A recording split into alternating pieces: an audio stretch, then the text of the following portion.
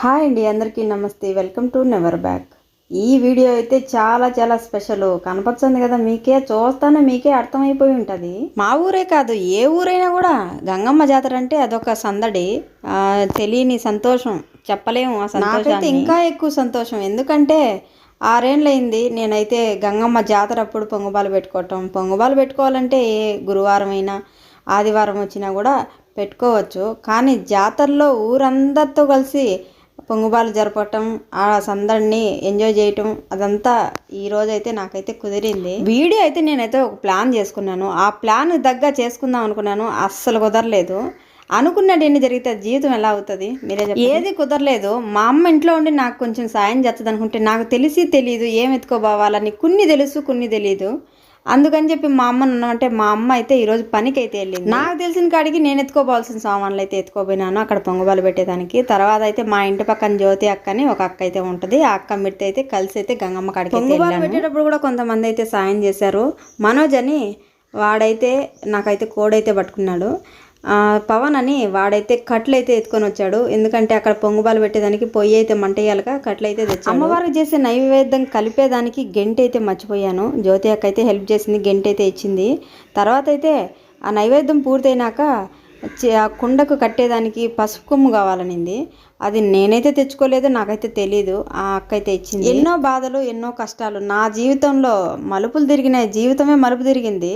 అలాంటి పరిస్థితుల్లో కూడా గంగమ్మ తల్లిని తలుచుకుంటే అదొక ధైర్యము. ఆ తల్లి దీవెన నాకెప్పుడు నా కుటుంబానికి నాకు ఉండాలని చెప్పి నేనైతే ఆ అమ్మవారికి నేను అనుకున్నటివి, నాకు జరగాల్సినవి అన్నీ కోరుకున్నాను.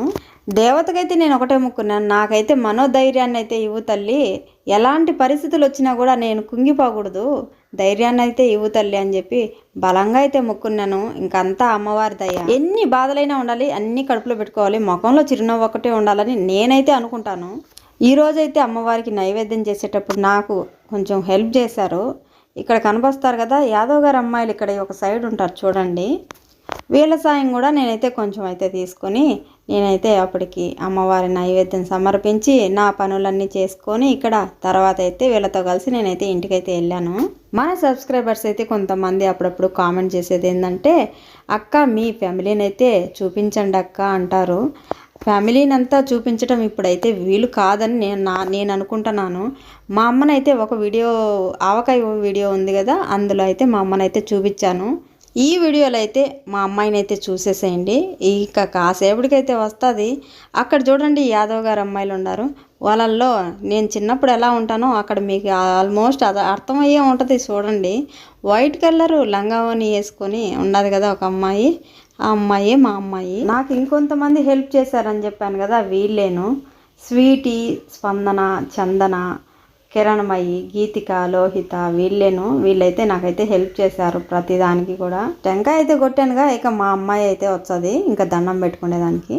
ఇంతమంది గురించి చెప్పిన తర్వాత కెమెరామ్యాన్ గురించి చెప్పకంటే అసలు వైష్ణవ్ అంటే అదేను. అసలు మాకు చెప్పకుండానే వీడియోలు తీసినాడు వాడు.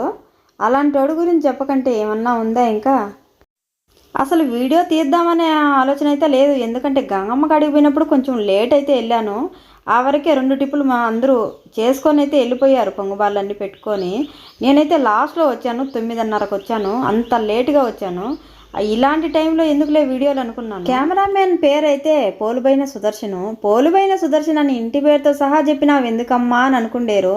వాడి పేరు కంటే కూడా వాడి ఇంటి పేరే ముఖ్యము. ఎందుకంటే వాడు పేరుతో పిలిచినా అంత సంతోషించాడు, కానీ ఇంటి పేరుతో పిలిస్తే అంత సంతోషించాడు. ఈ వీడియోలో అయితే మా నాయన్ని కూడా చూపించచ్చాను, చూసేసేయండి. అన్నట్టు మీకు ఒక విషయం చెప్పడం మర్చిపోయినాను మా నాయన గురించి.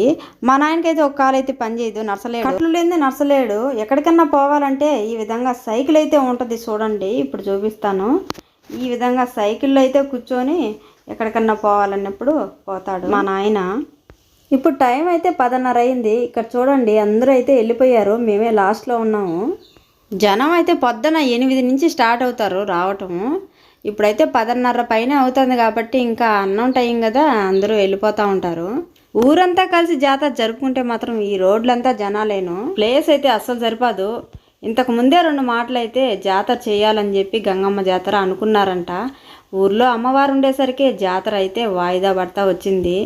తర్వాత అయితే మొన్న వారంలో అయితే సల్ల అయితే పోసారు అమ్మవారికి. సల్ల పోసిన తర్వాత ఖచ్చితంగా అమ్మవారి జాతర అయితే చేయాలి కదా. బుధవారం రాత్రి అయితే ఊరంతా పోతులరాజునైతే తిప్పారు. గురువారం అయితే ఈ విధంగా జాతర అయితే చేశారు. ఈ వీడియో మీకు నచ్చితే ప్లీజ్ లైక్ చేయండి, ఎలా ఉందో కామెంట్ చేయండి. Don't forget to subscribe. Thank you for watching.